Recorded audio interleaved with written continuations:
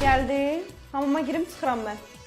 Elə, sən mazhət elə. Sürprizi görəndən sonra dəl olasan. Deməli, belə deyirik. Bunu qoyuruq bura, bunu atırıq pencəyin cibinə, pencəyi də asırıq buradan. Gəlib Levi telefon kimi tutur, şübhələnir. Mən də deyirəm, sürpriz. Sən Şahinə sifət elə, Şahin sənə jest eləsin. Yenə bura asıb bu pencəyini. 50 dəfə deyirəm, hələ asma bura bu pencəyi. Bu nədir?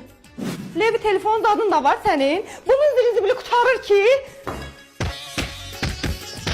Ay sən öl, qız sevincindən oralar dağıdır. Gülxar, hədiyyə xoşuna gəldi. Gülü, bu nədir Gülü? Cili elədim, ürəyim soyudu. Nəyi? O Levi telefonunu gel indi görüm kimləsə yaşa bilirsən sən. Sən o Levi telefonda öyle 4000 pul vermişəm ona, sağ hədiyyə almışdım. Özüm zadın cibinə qoydum ki pencəyin tapasan, mən də deyəm ki sürpriz. Sürpriz vaxtıdır. Adam kimi gətirib verə bilmirsən o telefonu mənə. Bir də səni bağışlamayacağım. Çıx cəhənnəm otada gözüm səni görməsin. Ay mən dedim küsmüş, hədiyyə alın barışaq, hər şeyi zibil elədim, qoydum ona. Görəsən onun qalantısı var idi. Qoy Nazim'e yığım sənə. Nazim!